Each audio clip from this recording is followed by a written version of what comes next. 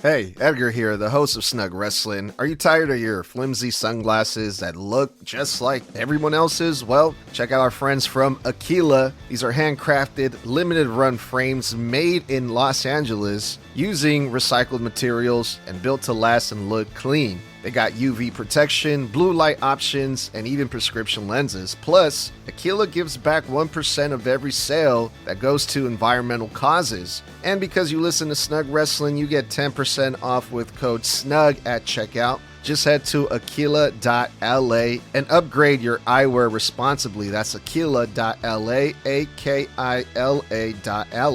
Save 10% off with promo code SNUG.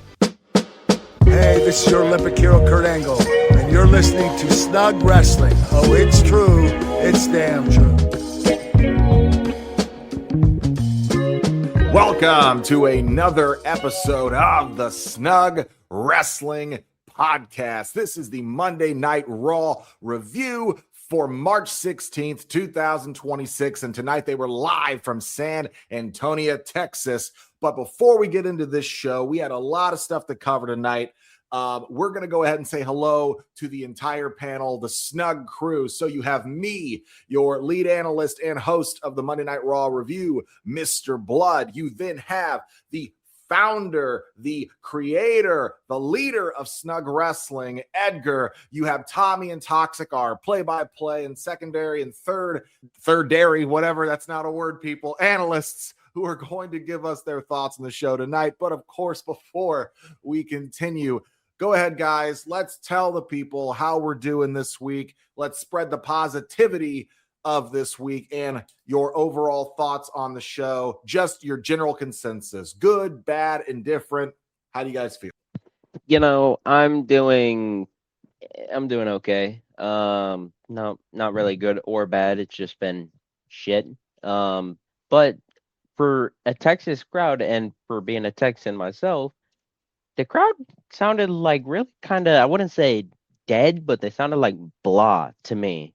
There was a few parts where they were like, "Oh my God, okay, they're actually, I don't even know the fucking word, but yeah, I mean, whenever I went to Dallas, I mean that crowd was 100 times better, even though I was there in person. But point still stands. The show was great. And yeah, no other thoughts. You know, they say everything is bigger than in Texas, and for the crowd, that was not the case. It really wasn't. Overall, I have spent the entire weekend with my girlfriend, and Illinois weather is deciding to be a bitch to the point where, as you will be able to tell, my voice is not great because even last night, it decided to both rain and snow within 24 hours. So, welcome to the Midwest. It's bipolar as all hell. So, yeah, that's the explanation for my voice, is the weather is deciding to be. That's pretty funny. Today was like the first time that I actually had to turn on my AC because it was that hot for the very first time this year. So that was interesting. But yeah, as far as the show, it's good to be back, you guys. We didn't go over Friday Night SmackDown, and I think we missed quite a bit. There was a few recaps of what happened on SmackDown. You know, we saw Randy do a video package, but yeah, I mean, kind of like SmackDown, this episode of Monday Night Raw just seemed like there was a lot of stuff on there that was kind of like, all right, can we just get on with it? They were really dragging on a lot of stuff tonight. I mean, it still had its good moments, which we'll go over, but not my favorite episode of Monday Night Raw that I can think of recent times, if I'm being. Yeah, since we're over here shooting shit about the weather, I'm from Florida and I'm on the coast. I'm about 2 miles away from the ocean. And when it came down to it, just this past couple days, we don't have the cold or the heat or nothing. We're just approaching storm season in the very, very precipice here, or the beginning stages of spring turning into spring. And man, I was on walk my dog earlier. Wind started swirling, clouds started turning. I thought it was about to start a tornado, and I was getting shit thrown at me left and right, just trying to get my dog to go out and take a piss. I had leaves and sticks and shit going all over the parking lot. I was like, oh, fantastic. I'm probably going to lose power if this keeps up. But other than that, The show, yeah, man. You know what upsets me about the show tonight is that you remember last week I was so excited going out of that review into this show because we had so much that we thought we were going to get. We were getting an IC title match. We were getting actually 2 IC title matches tonight. Brock Lesnar was going to be on the show. Roman Reigns was going to be on the show, and he was announced to the show. Punk was going to be here. There was going to be the fallout with the Usos. There was so much to look forward to. And Jesus Christ, like, it's not like it's a one match or a one segment show, but it definitely felt like in between the majority of the segments, you were just like, can we get to this match? Can we just get to this segment? There was a lot of can we just feeling over this overall show. So speaking of, we're going to go ahead and get into the start of it, unless Mr. Snug here, Edgar, has got something to say about that. Yeah, just really quick. We got a good comment from It's a Me. Shout out to them. Says Raw was okay, not good. At the same time, people thought Stone Cold would show up because it is Austin 316 day.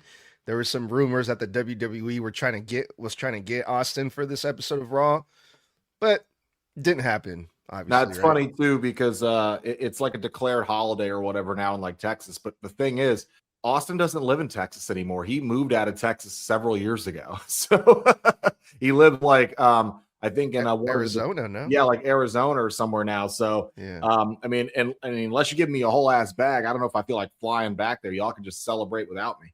But let's get into the show. The show opens with essentially just there's a bunch of shit happening. And I don't mean a bunch of crazy stuff, not like last week, but basically, it opens with a Seth segment. Him and his masked goons come out. And again, and I'm going to reiterate this from last week, it's lame, in my opinion. It feels lame.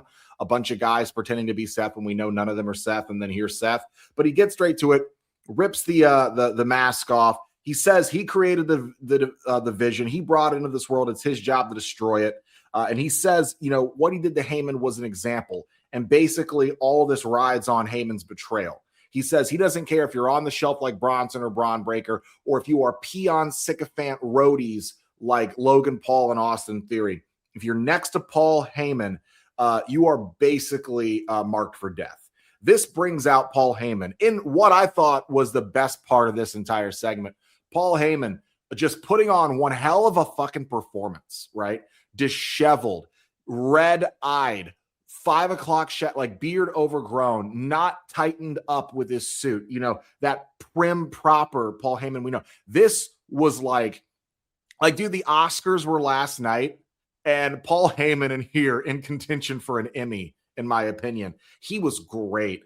And he says, you know what, Seth? F-A-F-O, which means fuck around, find out. He says it 2 more times. He says, but F-A-F-5. Brock Lesnar comes out and goes for Seth. Now, this is interesting because this was, of course, something that the fans had speculated in the rumor mill of the wrestling news, that Brock Lesnar would be the one taking on Seth Rollins at WrestleMania because they don't know if Braun Breaker would be back in time. Now, Brock Lesnar comes out there, destroys Seth's guys in very, very sloppy fashion, in my opinion, and very unsafe fashion. I got to say that. He drops a guy on his head. One of the other guys gets thrown and like rolls on his knee the wrong way. He throws another guy, and then one guy next to the apron just falls over without even getting touched. And then he drops a guy head first into the freaking apron or the barricade. Basically gets in the ring, and all of a sudden, the red herring of the segment, Obafemi, comes out. Basically, Seth distracts Brock with a glance. Oba nails Brock Lesnar with the fall from grace. Pointing at the WrestleMania sign, it is confirmed as of the end of the episode, it will be Obafemi versus Brock Lesnar at WrestleMania. I love this because this was a complete swerve to make people think they were going to do the boring choice of Seth versus Brock, and then they still swerved us and gave us Oba versus Brock, which is what everybody wanted. So that tells me Seth is going up against Braun Breaker at Mania. Braun's getting cleared in time. What did you guys think of this segment? Holy fucking shit. Okay, so little story time. I was late to Raw. As soon as I joined the thing, the little thing was popping up, the then, now, forever, whatever that shit is. And And I was also doing my betting while doing that. And then watching this, I was like, okay, it's typical Seth smash goon shit, whatever. And then Brock comes out. I'm like, okay, that's pretty Seth fucking run. And then Oba, I'm like, yeah, we're getting these two at fucking WrestleMania, and there is nothing you can tell me that we are not. But then whenever Oba, Brock, and Seth are it's just them three in the ring. And it looks like Seth's about to go in there, like in between the two for like a 3-way stare down. I was like, okay, I would want to see that. Oba versus Brock versus Seth.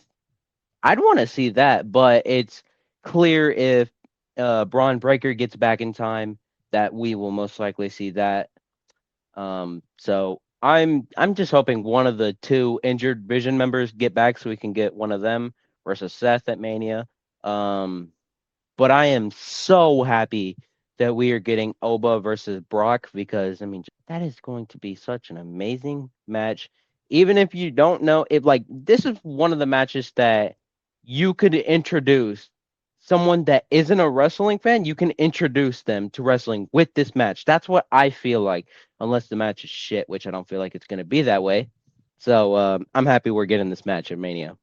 Oh, I am also so happy we are getting this match at Mania. But here's my question. When was the last time we saw Brock Lesnar be taken down that damn easy? Because it's been a hot minute since that happened. And Oba Femi, one fall from grace, is what took out Brock Lesnar. One of them.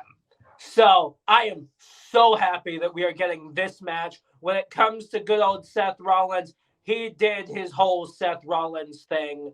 We all know he's good on the mic. He always has been, always will be great on the mic.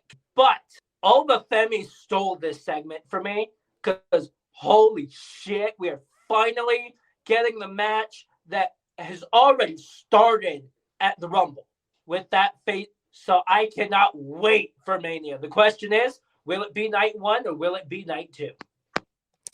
Yeah, unfortunately, I think this was like my favorite part of the entire fucking show. The very first segment that we see, I think to me was the best thing all night, right? Just everything from top to bottom. Seth Rollins showing up, right? The people pop big every time Seth Rollins takes off that mask, you know? It's that simple for Seth Rollins because he's Seth Rollins. And then he cuts the promo where he says, if you're aligned with the Vision, I'm going to take out the Vision. You know, you already took out Paul Heyman. And if you're aligned with the Vision, I'm going to take you out too. Automatically, the first thing that pops to mind is including Brock Lesnar. Holy shit. And Paul Heyman comes out with his fucking overly dramatic, just looking like shit, putting on the performance of a lifetime Paul Heyman is, right?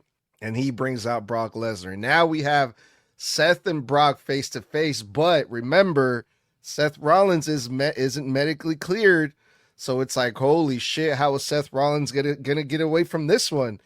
Seth Rollins isn't running away. Seth Rollins is standing his ground. Seth Rollins is watching Brock Lesnar take everyone out. What the hell is Seth Rollins gonna do when Brock Lesnar gets his hands on him? It's bad for Seth Rollins, right? The lights turn off, Obo's music hits, and it's like, okay, this is cool, right? But also, why now? And I don't know about you guys, but it kind of made me wonder, does Seth and Oba have something going on? Is Oba going to be working for Seth? I don't know. Maybe I'm thinking about it too much, but I thought this is kind of interesting timing, right? And then the power bomb. Brock Lesnar turns his back on Oba for a split second. Major power bomb. That was a huge moment for me because you're right, Tommy. I can't remember the last time I've seen Brock Lesnar go up for a power bomb like that. Maybe it has happened. I got into a little argument with some people in the comments telling me that, oh, it's Batista's done it. Gunther has powerbombed Lesnar. Oh, the list goes on. Okay, fine. Maybe that's true. But that list is still really short.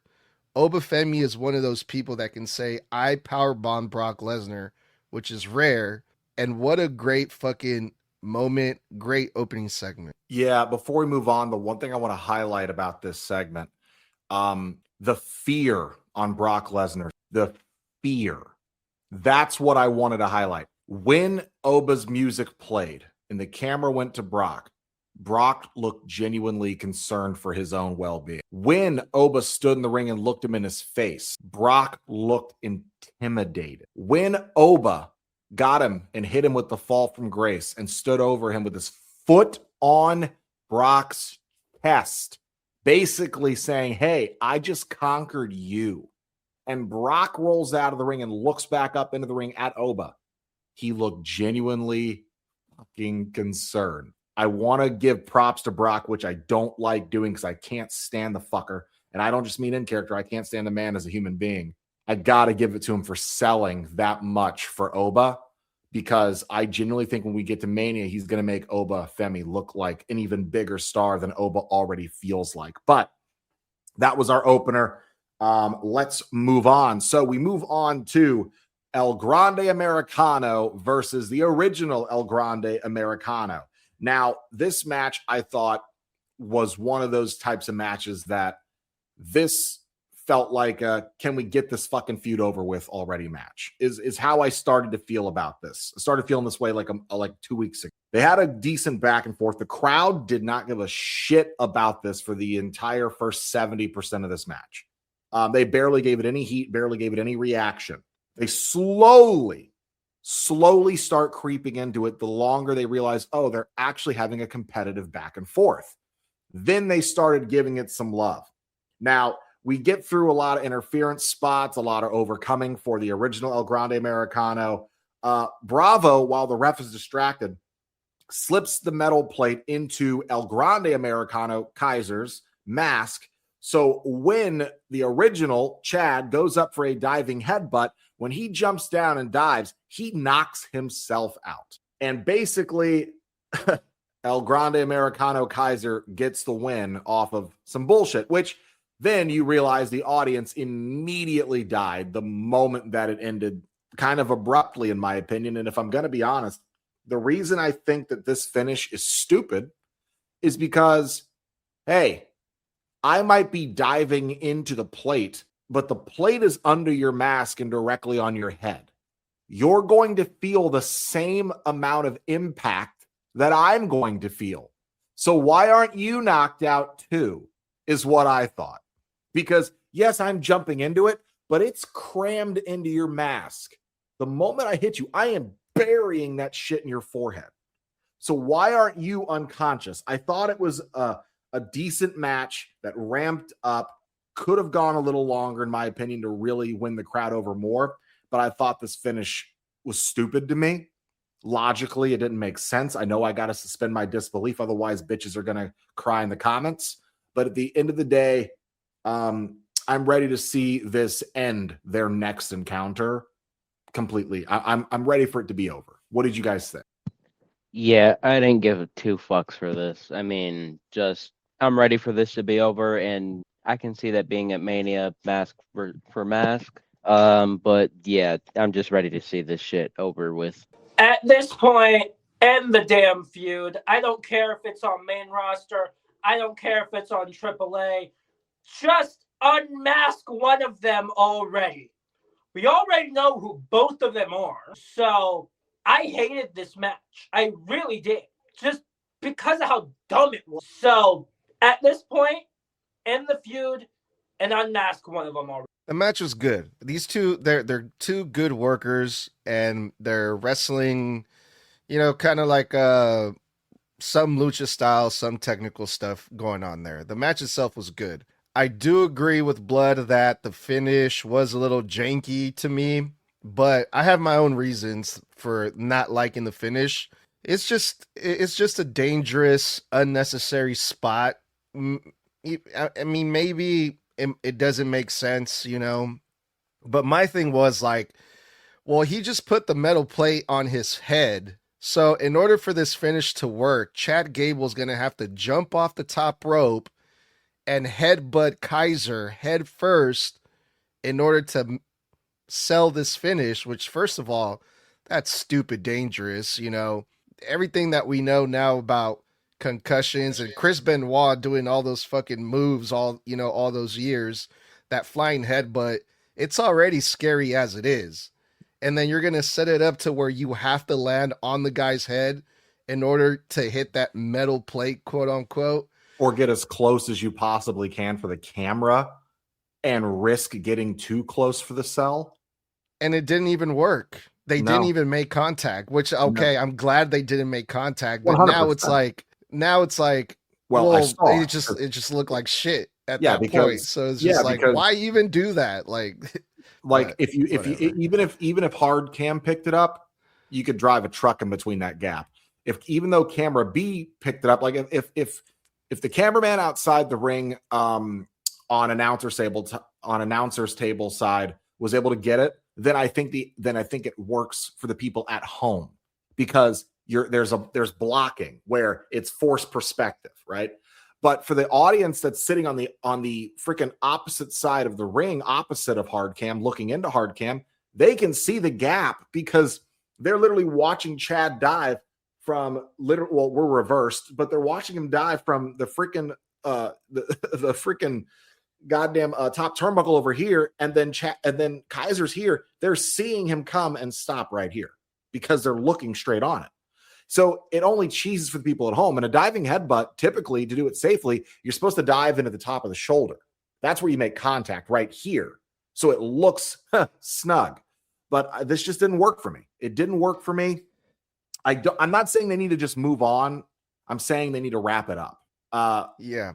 And also, like, I'm a huge fan of this storyline, but I enjoy it more in AAA because Kaiser's Americano, or I shouldn't call him that because people will come at me in the comments. El Grande Americano, the new one, this storyline is more enjoyable when it has the heat of Chad Gable being the heel, as opposed to here in America, in United States, they're trying to make him the baby face. So for me, that doesn't work. So yeah, I enjoy it, but when it's in AAA only. This doesn't work for me here in United. Yeah, and if you want to hear our deeper thoughts on this, myself and Edgar, you can catch our one of our podcasts that went out last Thursday, our Thursday night. We did a special guest spot with son of famed actor Matthew Broderick. James Wilkie Broderick, who is a massive professional wrestling fan, was on with us for a 3-way podcast stream where we went a lot into our thoughts on AAA and this feud and where we think things should go. So if that interests you, don't forget about his mom too. His mom's pretty famous. Yes, just throwing that out there. Yes. What's her name? Sarah Jessica Parker, I think. Yes, lovely woman. Yes, please, by all means, check out that podcast over on Apple, Spotify, I believe YouTube as well, if you'd like to check that out. But we're going to move on. I'm going to combine these next two segments because they went hand in hand. And for some reason, they shoved a random video package in between them and a commercial break. That's another reason this episode was hard to get through. The pacing, which I thought they were starting to correct, was fucking everywhere tonight. Because after this match, we cut to a commercial, comes back from commercial, straight into a video package, from the video package straight into one of these segments, from this segment into a commercial break, from the commercial break back into the second part of the segment. It was fucking atrocious. This is Roman Reigns and the Usos, these two combined segments. So Roman basically pulls up with all of his swagger. He's greeted by the Usos, who basically, they dap him up and they're all proud of themselves for Cole cocking Punk last week. Now, Roman basically looks into the camera and puts out a hit on CM Punk for the entire bloodline, every cousin, everyone, including Solo and the MFTs. He says, anyone. He says, there's before and there's after Mania. He's fair game. But that weekend, Mania weekend, don't touch him. He's mine, unquote. And Roman also says, later, when they're backstage sitting in one of the rooms, he says he doesn't care about getting an apology from Punk for Punk talking about burying him next to his father, the late great Sika. But when it comes down to it, he says the Usos do need an apology. Roman doesn't care that he's a part-timer. Roman's proud of being a part-timer because he believes it puts him on a different level. He also believes that the most important flex he can have is having as much time at home with his kids and family as possible, because as the Usos know and he knows, they were very distant from their fathers because their fathers were always on the road with the Fed. Now, Roman basically says, we're going to go out and handle business. And that was the end of that. So what did you guys think of these two segments in their entirety? You know, I mean, it felt like the old days again. I mean, it felt like when it was just them three in the bloodline. But if I'm being 100% complete, dead honest, I do not need to see this story again. I don't need to see Roman and the Usos paired up again. I don't. I'm just not with the Usos being heel. Even though they act heel, but they're a babyface, I just don't need them heel again. It's just, and plus you can't even tell when Roman is heel. I mean that's the thing with all four of these people in this storyline: Punk, Roman, and the Usos. You can't tell when they're being heels and when they're being faces. I mean that's how it is for me, at least. I'm pretty sure the other people can tell, but I can't tell, and I just don't need the Usos to be heel because I enjoy them hell of a lot more as faces, and I feel like they actually know what they're doing half the time when they're faces. But I mean that's just maybe my opinion, and the pacing fucking sucked. I mean, just fix this, please. And here's why this is a great match for Mania. One of the greatest when it comes to star power matches at Mania. Roman Reigns versus CM Punk. Because Punk can easily make things as personal as humanly possible. And him saying the words, I'm going to bury you next to your father so you won't be alone anymore. Holy shit, dude. Like, this is the big thing here. And him going to the Usos and going, hey, I don't need an apology, but you two need an apology here. It just fits Roman perfectly, and this is why I love this build to Mania specifically. Yeah, these two video packages were interesting. The first thing I noticed is like every time we see a backstage segment, there's clearly a camera recording these people, right?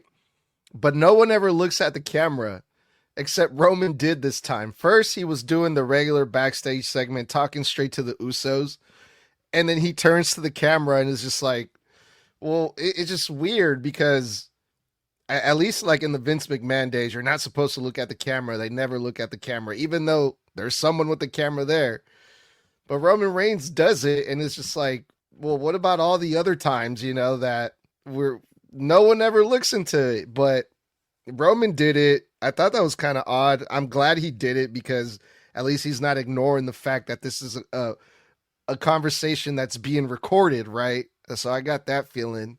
And then Roman says, you know, I from what I understood, it said that he doesn't want anyone touching Punk until after Mania, is what I understood. Okay, maybe I misheard, but that's the feeling that I got.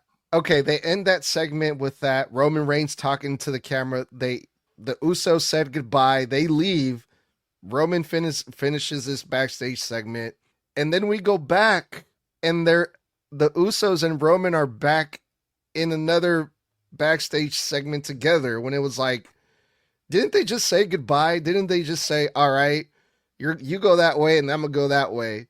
So the second video package that we got, it felt like it was a pre-recorded video package or something like that. It just felt like two completely different time zones. I don't know if I'm explaining that right, but it just like they belonged on two different episodes. Yeah, it just didn't seem like they just went together. It just felt like they had nothing to do with one another at all, you know, but yeah. I mean, here's the thing too about this segment. Because aside from the fact that I noticed that there's a lot of stuff that didn't have to be here on the show tonight. You know what I noticed? There was no Finn Balor tonight. There was no Gunther tonight. There was stuff that was left off the show in favor of other things being on. And when it comes down to it, these segments, though they're entertaining because it is cool to see these guys together, it points out a lot of hypocrisy and flaws in Roman's side of this feud, right? Because the Usos are sitting here on the couch with Roman and they're demanding, like, we're going to make him apologize, right, Roman? We're going to make CM Punk apologize. Like, Jay is like, we're going to get this apology. And Roman says, I don't care about an apology. And the reason that's important, and I really want people to understand this, Roman never once apologized to the Usos for what he did to them in the bloodline. He never once apologized to how he treated them, never once apologized to how he abused them and manipulated them. But also it points out a flaw with the Usos. They were so head set on getting Punk to apologize to them that they're sitting here and just like, it doesn't matter if Roman doesn't apologize to us. So then why do you care so much that Punk apologizes? Why? Because he talked about your family? Yeah, well, Roman once fucking put your injured brother in a fucking headlock and refused to let him go unless you gave up in a match for a title, an inanimate object. He never once apologized for how he treated them. Never once apologized for using them and putting them in harm's way for 4.5 years. But somehow they need an apology. And Roman's just like, I don't care. He talked about my dead dad. Doesn't matter. And that's where I think they need to get some of these story beats cleaned up a bit, because it's inconsistent with character motivations we've seen before, are seeing last week even, versus what they're saying now. But that's just what I wanted to say. I think they need to clean up these motivations. It's still entertaining, but it steps on other stuff we already know is established history with these characters. Moving on to the second match of the night, AJ Lee versus Bayley in the Women's Intercontinental Championship match. I really enjoyed this match. I was looking forward to this match a lot, actually. AJ already beaten Becky as a fighting champion, already going out there, 2-ish weeks after she wins the damn thing, 2-ish, 3-ish weeks, already having a defense before Mania, could be risking serious injury for someone who doesn't spend that much time in the ring anymore heading into the show of shows. But she had a very competitive match with Bayley here tonight. I like the story of this match. The story of this match being told was Bayley's desperation, her desperation, her last gasp to win this Intercontinental Championship. This title she has been chasing for over a year now. She has been trying to get this thing around her waist, and she finally has an opportunity here. But it seemed like no matter what she did, AJ had a counter. AJ had a response for everything. Even there were points where it looked like Bayley had AJ beat with a Bayley to belly. AJ kicks out. She gets her. She didn't even get her in the Rose Plant, but she winds up getting her in what I believe was a very deep, I think it was a single leg Boston Crab. AJ doesn't give up. She doesn't resist. AJ kept fighting to retain. Bayley kept fighting to win. And unfortunately, and it was very much put over on commentary, Bayley's desperation wasn't his desperation. It was self-frustration. She was getting angry at herself, which played a major factor in her losing here, because AJ not only wins by submission, but it's been a while since we've seen Bayley tap out. So what did you guys think of this match? This was really quick. I apologize. I did forget something here. This match also extremely pissed me off in the end. I was very mad at this because we come back from an ad break after AJ's already celebrated, and ad break comes back. AJ's in the middle getting her ass beat by Becky. We don't know why. We come back. She's on the stage getting her shit kicked in by Becky. We don't see the initial attack. It went off to commercial as if AJ was already done and walking, just done celebrating, cut to commercial. And Becky basically title smacks AJ.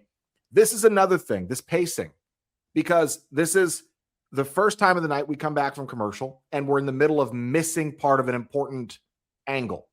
Same thing with the Penta match. We come back from commercial break, match already started. It's a championship match. We've already missed the opening, but I digress. Go ahead, Toxic. This match pissed me off, and it's mainly for what happened afterwards. The match was actually, let's see, what do we have tonight for matches? We had this was second match of the night for me. I'm pretty sure we had 3 matches. We had 5, brother. 5? I know, This shit right? felt like 3. We had 5. Oh, holy. That shows you how much I didn't give a shit about the other ones. But this match was second match of the night for me, because it's just Bayley and AJ. I mean, Bayley, you can't go wrong with a Bayley match. Almost all Bayley matches are good. They're what's the word? They're easy to not lose focus because I don't even know what it is, but that's also the same way with AJ. You don't lose focus when they're in a match because they're just that damn entertaining. And the only thing I have as for a complaint is when Becky is beating the absolute shit out of AJ. Where the fuck is Bayley? Where is Bayley? I mean, they put it over on commentary so much that, oh, these two are such great friends, but they gotta put their friendship aside tonight. Yeah, if they were such great friends, then where the fuck is Bayley? I mean, she just, what is she, just backstage with her other friend, watching her other friend getting her ass beat? Yeah, that totally makes sense. So that's the only complaint that I have. Other than that, the match was amazing. Yeah, you simply cannot go wrong with Bayley versus AJ Lee. Plain and simple, these two are just that damn good where you just cannot have a bad match. And tonight absolutely proved that. But I'm with both of you where you come back from commercial break. It's like, what the fuck? How did this start? What did Becky do to why? This makes no damn sense whatsoever. The only motivation that Becky has is the fact that she's complaining like all hell that AJ Lee has her title. That's it. Other than that, we have literally nothing. And God, I hope we don't get another Becky title right now. I think, Tommy, you just answered your own question. I mean, do you guys remember how their last match ended? AJ Lee versus Becky Lynch. It had a lot of shenanigans. Had a lot of stuff that happened. As much as we don't like Becky Lynch, I mean, it does make sense. She's not happy with how the match ended. Jessica Carr played a big part in that. Becky Lynch is claiming shenanigans, and she's not happy about it. So I'm really glad that Becky Lynch went after AJ Lee, even though we didn't really get to see the initial attack, but we saw most of it. We saw the important things. And especially how their last match went, which I really enjoyed. Becky versus AJ Lee at, what was it? Was it the Elimination Chamber? Yeah. Great fucking match. I mean, there was only 4 matches on there, but it was up there for probably best match of the night, right? So I'm for this, man. I would like to see this match, a rematch at WrestleMania, especially the way that their last match went. I'm down to see it again. The only thing though that took me out of this whole match was the fact that I just feel bad for Bayley. I mean, it's AJ Lee's first title defense, so no one expects AJ Lee to lose. Bayley was in AAA this past weekend. She lost in AAA versus Lady Flammer, who's like not at the level of AJ Lee. So Bayley's just getting beat again and again. So I feel kind of bad for her, but man, the match was dope. This is the second. AJ Lee has been having great matches ever since she came back. And she hit another home run tonight. The match was absolutely. I couldn't agree more. Moving on to the third match of the night, thankfully that came right after this, but of course there was video package in between this, a promo segment before the match even started, but I'm skipping all that. This was Penta versus a mystery opponent because Dominic Mysterio, who was supposed to be here, was unfortunately unable to compete due to not being medically cleared from his match this past weekend in AAA, where he retained the AAA Mega Championship and does not have to leave AAA forever. So who answered the call? Dragon Lee. And what could have been an easy throwaway match on paper turned out to be a match that slowly built. Just like the El Grande match, this match built up and built up and built up. The fans like, Dragon Lee, but they love Penta. So they had some noise for it. But the more these guys did, the more the match went on, the more the fans gave it everything, including this is awesome chance it got to at a point. The highlights of this match, the sequence literally, aside from the fact that what surprised the fuck out of me was Dragon Lee kicking out of a Penta driver. I was like, wow.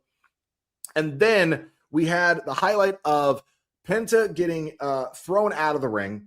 and hit by Dragon Lee a diving senton across the announcer's table that hit him hard as shit. Okay. Followed by throwing him back in the ring to hit an Operation Dragon for a kick out. And then Dragon Lee sets up to go for another running, what I believe would have been another Operation Dragon on Penta. Penta counters and reverses into a very fast and extremely impactful Mexican destroyer for the finish. And Penta retains the Intercontinental Championship. This to me was the sleeper hit of the night, the sleeper match. This was fantastic. Everybody looked great. Great sportsmanship afterwards. Another fantastic defense, as far as I'm concerned, of this Intercontinental Championship. And when it comes down to it, they're really finally trying to turn Dragon Lee into a bigger star here, and that works for me. What did you guys think of that? Yeah, I agree.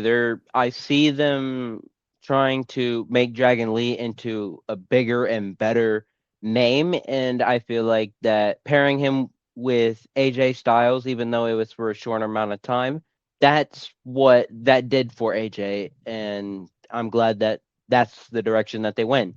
Going into the match, it was a good match. It's just I didn't care for it until I want to say it was the Operation Dragon or the what's it called? The Diving senton? Well, yeah, I think they called it something else though. The corkscrew.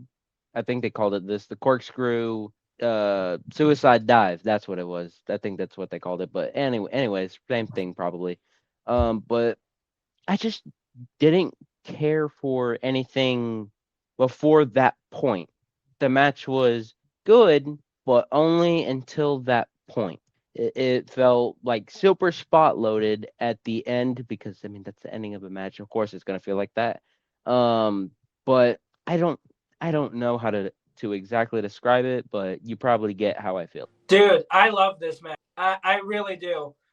Penta cannot have a bad match. He really can't. Unless it's against the New Day, because we all know how the hell that. But still, Penta cannot have a bad match. And so far, neither can Dragon Lee as of late. So these two, as a pairing, fantastic there. I do also love the fact that good old Dragon Lee did, in fact, put in a little reference to AJ Styles there when he did the Styles Clash, or at least tried to. So I am so happy that Dragon Lee absolutely put in that reference there. So this entire match, I adore it. Yeah, I love Dragon Lee. I love Penta. I'm glad Dragon Lee got this opportunity.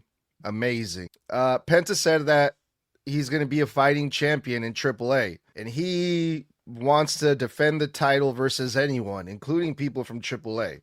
So we kind of did see someone, I guess, from that lucha scene, but Dragon Lee's from the Raw roster. I was kind of hoping for someone from AAA, someone new, someone different, someone fresh that we don't really see a whole lot. But we got Dragon Lee. Perfect. I don't have a problem with that. My problem is we already have an open challenge on SmackDown. I don't need to see open challenges and random matches like this again on Monday Night Raw. I just don't. I need to see a feud. I need to see something with some heat. I need to see Penta. Penta has only been feuding with like Dominic Mysterio. I feel like that's been ongoing. I think maybe Braun Breaker, but he's out. I'm over the whole open challenge thing. I honestly am. So yeah, they had a good match. Penta won. No one expected Dragon Lee to win, and I didn't really care too much about it. All right. Well, moving on to the Vision segment. Now, this one I'm not going to get your guys' thoughts on. I'm only covering this to basically say that, I was right. Logan and Theory run into Paul Heyman backstage in one of the holding rooms and basically say, hey, don't worry, Paul, no matter what, we're going to get Seth Rollins. We're going to end him, And Paul goes, whoa. No, that's the worst thing you can do. He says, we don't have power anymore. We have lost our power. The smartest thing that you guys can do is get championship gold around you, and then we have leverage.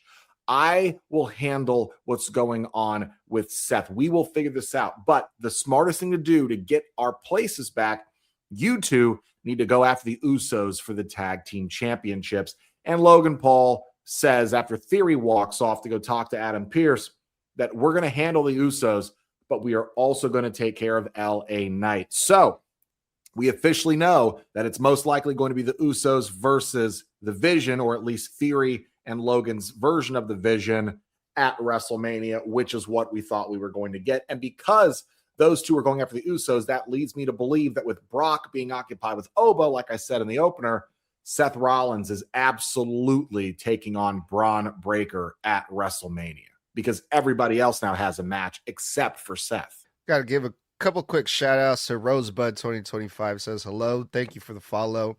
And also to Luis Bruh. Luis Bruh has been going crazy, tagging us on like every Jeff Hardy post, trying to get Jeff Hardy on the show so we can interview him. So thank you, Luis. I appreciate that. He tagged Jeff Hardy again on our live. So thanks, bro. That's amazing. All right, guys, moving on to my lowest point of the night. This was the fourth match of the night. This was Maxxine versus the new and, well, we thought improved Natalya, now going by Nattie. We finally actually got a fucking match out of these two, because the last two times they faced, it was some bullshit where Maxxine got knocked out, or basically got knocked out in the ring or something, and then gets beat up on the announcer's table. And the next thing, she gets knocked out on the ring post, and then she gets beaten to the ground. And then we just never seem to have a fucking conclusive match here, or a conclusive finish. One thing I noticed about this match, the crowd did not care about this at all. However, they didn't care about Natalya at all. Every time Nattie did something, dead silence. Every single time Maxxine started doing something, they started coming alive a little bit more. And by the time they were like, hey, maybe we'll give this something, match was over. They don't care. And then after the match, Natalya does the cringiest shit on the show for me, in my opinion. She looks into the fucking camera, and with her just stupid fucking mouthpiece in, looks in the camera and goes, what'd she say? The dungeon is alive. And I was like, for fuck's sakes, bro, please get it off. Like, I hope this is it. I really do. Because I respect Nattie. I haven't been able to get behind Nattie in over a decade because none of her gimmicks stick, and they flip-flop her as much as they do the big show between face and heel. And they finally decided in her mid-40s, when she's probably on her last serious run, that they're going to actually try to book her in a serious fashion. And this is not the way to do it. This sucks. This is cheesy. This is not good. It doesn't make Maxxine look better, and they've been trying to build her for half a year. It doesn't make Nattie look better, and they're trying to repackage her and reintroduce her to a crowd and an audience who can't care less about her. In my opinion, Natalya, or Nattie, is becoming the Rusev of the women's division. The crowd doesn't care about anything she does. And this is now the third or fourth fucking example of that being true. She wins by submission. Please move these two on. Guys, your thoughts? I didn't even notice this match. That's how much I didn't even care for it. I just didn't pay attention. I was doing something. I don't even. But I'm on the same page. I'm just tired of these two, and it's kind of like the El Grande Americano stuff, but I don't even want them. I don't even want to see the end of it. I just hope that this is the end of it, because I mean, it's boring. I mean, you got Nattie in her 40s, probably on her way out as we speak, saying cringy ass shit like that, instead of putting over Maxxine Dupri that could actually benefit from it. Not that she would benefit from anything, because what the fuck has Nattie done? Speaking of not putting her over, literally shouts into the camera during the match, Maxxine didn't beat Becky. The dungeon beat Becky. Oh, great. So now you're taking the credibility away from Maxxine. Got it. I could not give two shits about it. I really couldn't. The biggest problem is the fact that, as Blood said, they waited so goddamn long to take her seriously. Not Maxxine, but Natalya. They took so goddamn long for it that at this point, it doesn't matter what happens with Natalya at this point. So I really do not give a shit what happens with Natalya. It's like, I really wanted Nattie to be a thing in the WWE. I was one of the biggest people on that. But now, seeing how they're working her like this, it's not working. And at this point, Natalya just needs to go. I like Nattie. That's it. Those are my thoughts. All righty. Moving on to the Randy Orton segment. Now, this one, again, I don't need comments on. Just going to go over it so we can say it because I think nothing was really accomplished here. I think we're going to get more from SmackDown. But basically, because it's important, we got something interesting from Randy out of it. I'm going to recap it. So, apparently, we were supposed to get an interview of Michael Cole over Randy Orton. Instead, Randy Orton decides to use satellite internet to record his segment. And we cut to him while he's on the phone with a mystery caller, someone we don't know, but he's very deep into this conversation. And he's thanking this person from talking to him, it looks like weeks ago, and says, I can't wait. I'm going to see you soon. That tells me there is somebody on the other end of that line that is going to either come back, reappear, or get involved in this story. And I got to tell you, I think it's Kevin Owens, because Kevin went out a heel.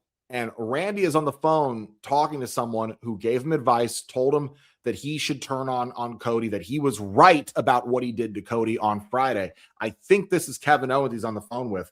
But Randy says something when he finally gets off the phone. He goes, I'm not going to tell you, I'm not going to give you anything else other than this. Michael Cole, I'm a killer, referencing the Legend Killer. And he says, and by the way, there is more than one royal family in professional wrestling, referencing Cody's entrance theme, referencing that Cody is not the only dynasty, that Randy is probably of the most important third generation superstar in professional wrestling history. But that was that. We're going to find out more on SmackDown. But Edgar, your thoughts on this very quick? Yeah, I kind of wish we reviewed SmackDown because there's a lot of people that are really excited about this heel turn that we got from Randy Orton, right? We got the old Randy back. And I did go back and rewatch it later on Friday night after the fact, but I was already a little sippy, so I don't really remember what happened. But I want to give a quick shout out to one of our good friends from the show, Mr. Big D Nick, who was one of the people that the WWE showed on camera during the Randy Orton segment. I recognized him right off the bat. So congratulations on that, Mr. Nick. But yeah, man, I think the stuff that's happening here with Randy Orton, man, is it's pretty insane, man. It's a big deal, and I'm really excited about all of this. And I think you're right, Mr. Blatt. I think you're onto something. I like where your prediction is going when it comes to all of that. I mean, when I think about it, Kevin Owens has been out for over a year. He had the surgery in June for his neck fusion and everything. I mean, we're talking in June, right? So that's 8 months ago now, going into 9 months. He's been gone, or he's been gone for over 9 months. He's been gone for over about a year plus, but he had that surgery 9 months ago. I'm thinking rehab has got to already be close to done. Maybe Impact Wrestling. I'm hoping maybe we see him on the road to WrestleMania, or the reason Cody loses at Mania is because Kevin Owens returns there. Now, when it comes down to it, we had the next match, the fifth and final match of the night before the main event segment, Stephanie Vaquer versus Raquel Rodriguez. Now, I got to be honest. By the time this match started, I had already forgotten it was supposed to happen on the show because we had to get through so much terrible pacing, a couple of things that were just slogs to get through, that I genuinely forgot that this was a match that was happening on the show. Basically, Stephanie Vaquer wins by roll-up, but this happened because Liv Morgan, of course, tries to get involved, cause a distraction on Stephanie. Stephanie essentially is about to, get herself fucking disqualified here and by going ape shit on Liv. But who comes out? Io Sky. Io Sky comes out, starts distracting Raquel and Liv herself. Liv's like, whoa, you're coming after me? Because for those of you who forgot, in the gauntlet match last week to determine the person who would face AJ for her IC championship belt, it was Stephanie and Liv that screwed Io over. So when it came down to it, Io was back here for her comeuppance and didn't go that well because Io immediately gets launched over the fucking announcer table, hitting her head on Michael Cole's chair leg. And then Stephanie yeets Liv Morgan over into the ring bell area, goes in and gets a very quick and very anticlimactic roll up on Raquel Rodriguez for the win. I got to be honest. Not only did I forget this match was happening, I faded in and out of this match while it was on. I was very bored during this match. I'm going to be honest. Because I've seen this already. These guys verse like 3 times. I really only care about Liv versus Stephanie, so I don't care what Raquel's doing regarding Stephanie. And because there's no follow-up this episode to Finn Balor from last week, I cared more about seeing Finn show up and do something to fuck over Liv than anything else. And we didn't get that, so I was just not really invested in this at all. Gentlemen, your thoughts? Didn't give a fuck. I genuinely didn't. And that's weird because it's a Stephanie Vaquer and Raquel thing, which usually I'm like, I want to see them have a match because usually their matches are amazing. But this one's probably got to be their worst one that they've had. Even I think they've had like only 2, including this. So I mean, I just didn't give a fuck. I forgot this match was going to happen. I forgot this match was even happening in the first place. I forgot it happened at all, to the point where my ass has no thoughts on it because of the fact that I completely forgot about it. I like Raquel. Those are your thoughts, Snug? Yeah. Fair enough. All right. Moving on to the main event segment, which is Roman Reigns and CM Punk. Now, off the bat, I'm going to say this is the weakest promo exchange they've had of the 3. I think last week's or 2 weeks ago was the best one they've had of the 3 so far. I know we're going to get more on the road to WrestleMania. We're about 4.5 or so weeks out, but this was the weakest. Now, weakest doesn't mean bad. It was still a good segment. However, they weren't as much on their game as I thought they'd be. They both kind of stumbled over several of their words a couple of times apiece here. Basically, Roman calls out Punk. Punk plays mind games, takes his time, goes in a full circle around the ring, high-fiving everybody just to taunt and piss off Roman. Now, Punk gets in the ring, and he basically, says last week he deserved to get hit by the Usos. He says it was the right message, the wrong messenger, because Roman was too chicken shit to show up and deliver the message himself.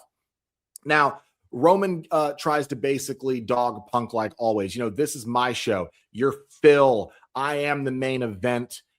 You are basically only relevant because I'm here. No one cares about you. You haven't done what I've done in this business. I've done everything there is to do, accomplished everything there is to accomplish. I'm the biggest star in this fucking era. I get paid you call me a part-timer, I get paid the big dollar for a reason. If you don't believe me, ask the other top tier talent like your wife. So basically, Roman tries to leave.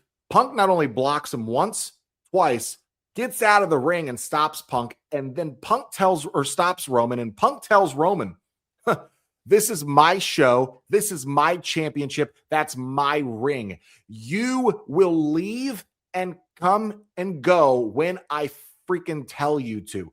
Roman actually gets back in the ring and listens. And Punk basically goes on a whole other diatribe. But here's where Roman won the segment, because Punk's entire thing was about getting in Roman's head. And I thought Punk was winning the segment until Roman basically said, Punk, you are an embarrassment because you are such a try-hard at this. You embarrass all of us because you're old and you're a try-hard. And calling Punk old somehow provoked Punk into punching Roman in the face. Keep in mind, Roman's entire point was that Punk thinks he's the king of the mind game. But Punk mentioned he would bury Roman next to his dead dad. And Roman never hit him for it. But Roman only had to call Punk irrelevant, a tryhard, and old. And basically by saying that you're basically just some old, irrelevant star trying to hold on to the spotlight, and you humiliate us by being you. That's what it took to get Punk to hit Roman first. Remember, they've had 3 interactions. No one's touched anyone until this point. thus furthering the fact that Punk might have thinner skin than Roman. And that's what Roman wanted to accomplish here. Punk, you say you can get under my skin, but you threw the biggest shot you could throw by mentioning my dead father. And all I had to do was tell you that you're an embarrassment to this company because you're an old tryhard trying to hang on to his career. Roman won. They get separated. The show ends. Roman won. Guys, what did you think of this? Definitely the weakest of their 3 interactions, but Roman proved a very, very big point here. And that's coming from me, a massive CM Punk fan. I'm just waiting for it. I mean, Punk hit Roman with a low blow. I'm waiting for it. I'm just waiting for Roman to say something about Larry. Or what was it? Yeah, that was Punk's dog's name, right? Yeah. Larry. Okay. I'm just waiting for it. Just waiting for it because I know that's gonna hit Punk a hell of a lot more than what this did. Because I mean, just calling him old. Man, I call my mom that's in her 50s old almost half like 50% of the time that I talk to her. And I'm obviously kidding when I say that. But she doesn't even get offended because she knows that I'm only kidding. Point being is it's the context though. Yeah. He called him an embarrassment and a tryhard. And because of him also being old, that's why he is an embarrassment. Yeah. But I mean, I was just, you get it. But this was definitely their weakest out of the 3 that they've had. They've had 3, right? I don't know. I haven't been paying attention a lot recently. But it's been the weakest out of all of the ones that they've had, and I can't even tell which one of the other 2 are like better than the others because they were. I don't know how to describe it, but just waiting for that low blow for Punk because I feel like that will get under his skin a lot more than him basically being called an old irrelevant old fart or embarrassing irrelevant old fart, but just I'm waiting for that low blow. Like I said before, this is why I love this build up to Mania so much and this match particular, because clearly Punk tried to make it extremely personal and it affected the Usos more than it affected Roman. Just think about that and how big that is. The fact that Roman basically has already said that he has heard every single thing that you could possibly say to get under his skin, and yet even at the most personal thing, bringing up his dead father, that still did nothing to Roman Reigns. So that's really, really big in itself. And I'm with Toxic, where I am just waiting to see how Roman brings up Larry, because we know it's only a matter of time. We've still got a month and a half to go. So at this point, Roman will bring up Larry, and when it does, Punk's not going to hold back whatsoever.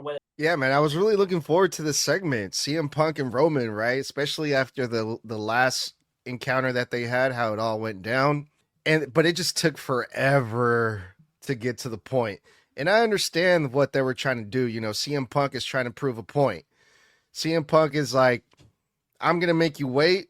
We're going to play my song. I'm going to say hi to everyone ringside because this is my show. And I say when you come, and I say when you can go, and I say when you can leave the ring, right? So this is just CM Punk playing mind games, right? But it wasn't really pissing off Roman. It was pissing me off even more because I'm like, hurry up, bro. Get to it. Finally, they start talking. Finally, they get to it. And yeah, Tommy, you hit it right on the head, man. Like, I wasn't sure what Roman Reigns we were going to get tonight. Roman Reigns seemed pretty pissed off last time we saw him. But tonight, he seemed really calm. He seemed really cool. He seemed really collected, which was odd. Especially Roman being a big family guy. Doesn't seem too fazed about being told he's going to get buried next to his dead daddy, right? But it's just a matter of who can get under whose skin first, right? Who's really more confident here out of the 2. And tonight, it looked like Roman Reigns is that person. Tonight, CM Punk got hot because Roman Reigns called him Unk, called him old, which I looked it up. They're 7 years apart. CM Punk is way older than Roman Reigns. But yeah, man, it ended with CM Punk laying out Roman, kind of how last week ended with the Usos laying out Punk. You know, I don't always need fucking someone getting put through a table like we did on Friday Night SmackDown with Randy and Cody. So this is more refreshing, you know. These two guys are gonna get their hands on each other, but they're not gonna give it to us just yet. We have to wait to see it. Things are gonna get crazy at WrestleMania, and I can't wait. You see, and I want you to clip this because I think this is going to frame this feud perfectly. This is perfect because this entire feud is Roman and Punk trying to rage bait the other one and to see who has the more fragile ego. This entire, because you got to understand, Roman's entire persona since becoming the tribal chief has been that he's an egotistical, politicking, main event part-timing, manipulative son of a bitch. And the entire view of in pro wrestling of Punk the last 6 years is that he is a politicking, egomaniacal, self-serving, fragile son of a bitch. They're very similar as much as they hate to admit it to each other. And both of their entire games have always been manipulation. Who can get in the head of the other one the most? Roman spent 5 years manipulating the bloodline and his opponents into doing what he wanted and getting them to play his game. Punk spent all of his heel runs manipulating the boss, the authority, the people that they thought were his friends, and then people who believe that he's a manipulator backstage. Both of these guys are blending this shoot and kayfabe so perfectly, but I love that as much as they are the nuclear fucking lines they're throwing at each other, this is now first fucking shot fired physically. It's not some pull apart brawl every fucking week. And that's great. I like that it's simmering. I like that they are taking their time to get to the boiling point that is going to send them over the fucking edge for WrestleMania. Don't let these guys explode into a brawl. Keep letting it creep. Now that Punk has fired the first shot, I want Roman to be the one that hits him. That's what I think needs to happen. But those are my thoughts. Guys, that is the March 16th, 2026 Monday Night Raw review here on the Snug Wrestling Podcast. That is in the books, and we are getting out of here. So thank you for hanging out with us. That's going to wrap it up for this episode. We appreciate every single one of you for hanging out and kicking in and tuning in every single week. You can see us on Mondays, Wednesdays, Thursdays, and Fridays on TikTok live, at least on Thursdays, for our one-on-one hour spots with myself and Edgar, the head of Snug Wrestling, for our random and relevant wrestling hours at 9 p.m. Eastern, 6 p.m. Pacific. And you can catch us after the shows on Monday, Wednesday, and Friday for SmackDown, NXT, and Raw, specifically for those reviews on YouTube Live, Instagram Live, and Facebook Live. And of course, guys, if you like reaction content, you can check out our channel segment to segment every single week during the shows for more content and interaction with the rest of the fan base. And head on over to tpublic.com, public.com/Snug Wrestling to support the channel and pick up your Snug Wrestling merchandise. It is on sale in the store for the weekend, so go over and grab yourself something. But guys, thank you as always. Until next time, stay safe, stay savage, and stay snug. Boys, that was one time for the one time I said that was 4 letters. 4 letters. 1 word.